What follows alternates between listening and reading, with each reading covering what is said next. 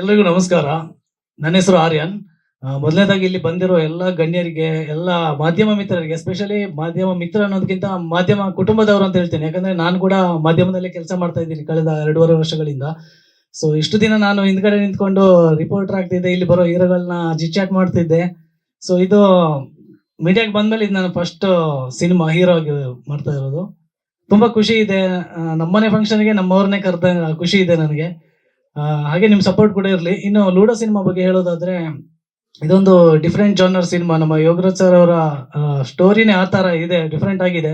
Actually ಈ cinema ಸಿಗೋಕೆ ನನಗೆ ಮೀಡಿಯಾನೇ ಕಾರಣ. ಅದು ನಮ್ಮ ಅಶ್ವವೇಗ ನ್ಯೂಸ್ ಚಾನಲ್ ನಾನು ರಿಪೋರ್ಟರ್ ಆಗಿ ಕೆಲಸ ಮಾಡ್ತಾ ಇದ್ದೆ. ಸರ್ ಒಂದು ಇತ್ಯಾದಿ ಅಂತ ಒಂದು ಸಿನಿಮಾ ಮಾಡಿದ್ರು.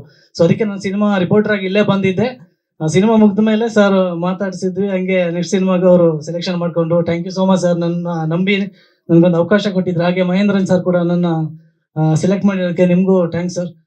ಇನ್ನು ನನ್ನ ಈ ಕ್ಯಾರೆಕ್ಟರ್ ಬಗ್ಗೆ ಹೇಳ್ಬೇಕಾದ್ರೆ, ನಾನು ಈ ಸಿನಿಮಾದಲ್ಲಿ ಒಂದು ನಿರ್ದೇಶಕನ ಪಾತ್ರ ಮಾಡಿದ್ದೇನೆ.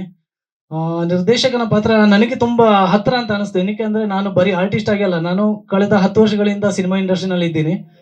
ಒಂದು 12 ಸಪೋರ್ಟಿಂಗ್ ರೋಲ್ ಮಾಡಿದ್ದೇನೆ 12 ಸಿನಿಮಾಗಳಲ್ಲಿ. ಹಾಗೆ ಒಂದು ಸೀರಿಯಲ್, ಹಾಗೆ ಹೀರೋ ಆಗಿ ನಂದು 2 ಸಿನಿಮಾ ರಿಲೀಸ್ ಆಯ್ತು. ಇದು 3ನೇ ಸಿನಿಮಾ. ಇನ್ನೆರಡು ಸಿನಿಮಾ ರಿಲೀಸ್ಗೆ ರೆಡಿ ಆಗ್ತಾ ಇದೆ.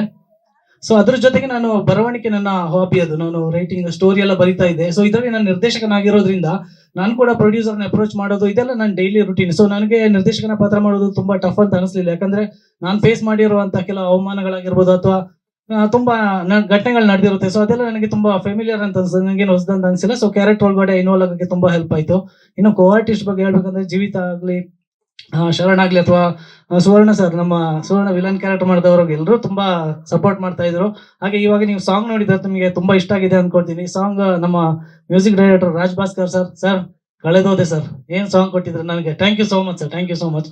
ಹಾಗೆ ಸುಶೀಲಾ ಮೇಡಮ್ ಆಗಿರ್ಬೋದು, ಕೋ ಡೈರೆಕ್ಟರ್ ಕೃತಿಕ್ ಆಗಿರ್ಬೋದು, ನಿಮಗೂ ತುಂಬಾ ಥ್ಯಾಂಕ್ಸ್. ಯಾಕಂದ್ರೆ ನಿಮ್ಮ ಕಾಸ್ಟ್ಯೂಮ್ ಡಿಸೈನ್ ಆಗಿರ್ಬೋದು, ಮೇಕಪ್ ಅಂದ್ರೆ ನಾವು ಇಷ್ಟು ಚೆನ್ನಾಗಿ ಕಾಣಿಸ್ಕೊತಾ ಇದೀವಿ. ಹಾಗೆ ಕೃತಿಕಾ ಮ್ಯಾಮ್ ಒಂದೊಂದು ಸೀನ್ ಅಲ್ಲಿ ಬಂದು ಡೈಲಾಗ್ ಹೇಳ್ಕೊಡ್ತಾ ಇದ್ರಿ, ಚೆನ್ನಾಗಿ ಹೇಳ್ಕೊಡ್ತಿದ್ರಿ. ಥ್ಯಾಂಕ್ ಯು ಸೋ ಮಚ್ ನಿಮಗೂ ಕೂಡ.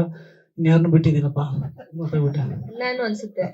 ನಮ್ಮ ಪೊಲೀಸರು ಏನ್ ಸರ್, ಪೊಲೀಸರ್ನ ಮರೆಯಕ್ಕಾಗಲ್ಲ. ನೀವು ಸಿನಿಮಾ ನೋಡಿದ್ರೆ ನೀವು ನೋಡಿ ಎಷ್ಟು ಸ್ಮೈಲಿಂಗ್ ಫೇಸ್ ಇದೆಯಲ್ಲ, ಅದ್ರಲ್ಲಿ ಈ ತರ ಇರಲ್ಲ. ಅವರು ಫುಲ್ ಕಡಕ್ ರೋಲ್ ಮಾಡಿದ್ದಾರೆ. ಅದಲ್ಲದೆ ಇನ್ನೂ ನನ್ನ ಒಂದಷ್ಟು ಫ್ರೆಂಡ್ಸ್ ಗಳಿದ್ದಾರೆ ಇಲ್ಲಿ, ಜಗನ್ ಆಗಿರ್ಬೋದು, ಚನ್ನು, ಅಕ್ಷಯ್, ಇವರೆಲ್ಲ ಸಪೋರ್ಟಿಂಗ್ ರೋಲ್ ಮಾಡಿದ್ದಾರೆ.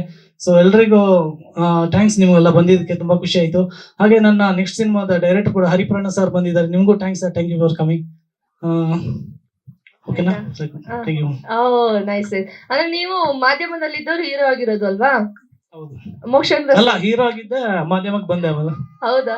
ನೋಡಿ ಸರ್, ನೀವು ಟ್ರೈ ಮಾಡ್ಬೋದು. ಮೋಕ್ಷ ಅಣ್ಣ, ಮನು ಅಣ್ಣ, ತುಂಬಾ ಥ್ಯಾಂಕ್ಸ್, ನೀವು ಬಂದಿದ್ದು ಖುಷಿ ಆಯ್ತು. ನನ್ನ 2 ಸಿನಿಮಾಗೂ ನೀವು ಬಂದು ಸಪೋರ್ಟ್ ಮಾಡಿದ್ರೆ ಥ್ಯಾಂಕ್ ಯು ಸರ್. ಹಾಗೆ ನಾನು ಎಲ್ಲ ಮಾಧ್ಯಮ ಮಿತ್ರರಿಗೆ, ಎಲ್ಲ ನಂಗೆ ಗೊತ್ತಿರೋರು ಇದ್ದಾರೆ, ಥ್ಯಾಂಕ್ ಯು ಸೋ ಮಚ್ ಬಂದಿರೋದಕ್ಕೆ ತುಂಬಾ ಖುಷಿ ಆಯ್ತು. Thank you so sweet. ಚೆನ್ನಾಗಿ ಮಾಡಿ.